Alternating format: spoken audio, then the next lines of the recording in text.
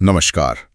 Cinema secrets hub के सौजन्य से आज हम कुछ बेहतरीन दिमाग घुमा देने वाली हॉलीवुड सस्पेंस थ्रिलर फिल्मों पर बात करने वाले हैं। हाँ, ये वो फिल्में हैं जो आपको सीट से बांधे रखती हैं, रहस्य, रोमांच। बिल्कुल, और सोचने पर मजबूर कर देती हैं। तो चलिए देखते हैं इन कहानियों में क्या खास है। शुरुआत करते हैं एक क्लासिक से, 1991 की the silence of the lamps. ओह हाँ, ये तो कमाल की फिल्म है। इसमें एक युवा FBI ट्रेनी है, क्लैरिस स्टार्लिंग। वो एक सीरियल किलर को पकड़ने के लिए एक और कैदी की मदद लेती है। और वो कैदी हैं डॉक्टर हैनिबल लेक्टर, एक खतरनाक मनोचिकित्सक। हाँ, और स्रोत का एक बड़ा दिलचस्प कोट है इसके बारे में, कभी कभी सबसे बड़ा डर इंसानी चेहरे के पीछे छुपा होता है। बिल्कुल सही। ये सिर्फ एक मर्डर मिस्ट्री नहीं है, ये तो किरदारों के मन के अंदर का सफर है। वो क्लैरिस और लेक्टर के बीच का जो तनाव है ना, हाँ, वो मनोवैज्ञानिक तनाव ही इस फिल्म की जान है। लेक्टर का किरदार आकर्षक भी और उतना ही डरावना भी। वो शांति और वो तेज दिमाग, गजब। अच्छा, मनोवैज्ञानिक तनाव की बात चली है तो एक और फिल्म है, शटर आइलैंड, 2010 की। हाँ, स्कॉर्सेज़ी की, लियोनार्डो डिकैप्रियो के साथ। बिल्कुल। 1950 का दशक, 2 US मार्शल हैं।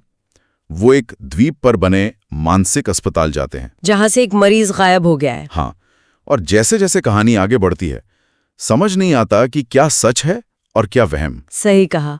वो असलियत और भ्रम के बीच की लाइन एकदम धुंधली हो जाती है। स्रोत भी यही कहता है, कभी कभी सच जानना सबसे बड़ा भ्रम बन जाता है। मार्टिन स्कॉर्सेसी ने माहौल गजब का बनाया है। वो द्वीप, वो तूफान, अस्पताल का वो दम घोटू सा वातावरण, दर्शक भी जैसे वहीं फंस जाता है। और अंत तक आप सोचते रहते हैं कि हुआ क्या असल में। बिल्कुल, वो परतें धीरे धीरे खुलती हैं, अंदाजा लगाना मुश्किल हो जाता है। अच्छा, अब एक ऐसी फिल्म जो सच्ची घटना पर आधारित है, ज़ोडिएक, 2007 की। डेविड फिंचर की। ये सैन फ्रांसिस्को के उस ज़ोडियाक किलर की कहानी है जिसे कभी पकड़ा नहीं जा सका। हाँ, एक कार्टूनिस्ट, एक रिपोर्टर और पुलिस अफसर सालों तक लगे रहते हैं उस कातिल की पहेली सुलझाने में। और वो पहेली सुलझती ही नहीं। स्रोत के मुताबिक ये वो स्थिति है जब कातिल सामने हो लेकिन फिर भी आप उसे पहचान ना सकें। फिंचर की यही तो खासियत है, बारीकियों पर उनका ध्यान। ये फिल्म सिर्फ किलर की तलाश नहीं है, नहीं, ये उस तलाश के जुनून और उससे पैदा होने वाली हताशा की कहानी ज्यादा है। और क्योंकि ये सच्ची घटना है, वो अनसुलझापन ज्यादा असर करता है। बहुत ज्यादा। अच्छा, धोखे और भ्रम की बात हो रही है तो क्रिस्टोफर नोलन को कैसे भूल सकते हैं। हाँ, द प्रेस्टीज, 2006। बिल्कुल, 2 जादूगर हैं, एंजियर और बोर्डन, 19वीं सदी का लंदन। और उनके बीच की वो जबरदस्त प्रतिद्वंदिता। हाँ, एक दूसरे से आगे निकलने की होड़ में वो किसी भी हद तक जाते हैं। धोखा, भ्रम, बलिदान, सब कुछ है इसमें। नोलन की कहानी कहने की जो शैली है वो यहाँ कमाल की है।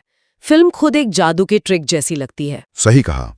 और स्रोत कहता है हर जादू में 3 हिस्से होते हैं और सबसे आखिरी वाला आपको चौंका देता है। और वो आखिरी हिस्सा वाकई चौंका देता है। ये सिर्फ जादू या होड़ की कहानी नहीं है, ये जुनून की कीमत क्या होती है ये भी दिखाती है। बहुत गहराई है उसमें।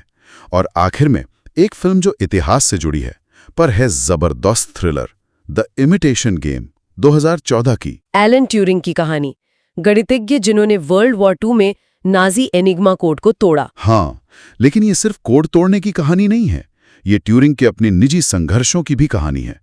उनका अपना जीवन भी एक पहेली जैसा था। बिल्कुल, एक तरफ युद्ध जीतने का, देश बचाने का दबाव, कोड तोड़ने का वो तनाव, और दूसरी तरफ उनका अपना सच जिसे वो छुपाने को मजबूर थे। हाँ, स्रोत का कहना भी है कभी कभी सबसे बड़ा युद्ध शब्दों और कोड से लड़ा जाता है। ये फिल्म ऐतिहासिक ड्रामा और सस्पेंस का बेहतरीन मिश्रण है। और उसमें मानवीय पहलू बहुत मजबूती से उभारा गया है।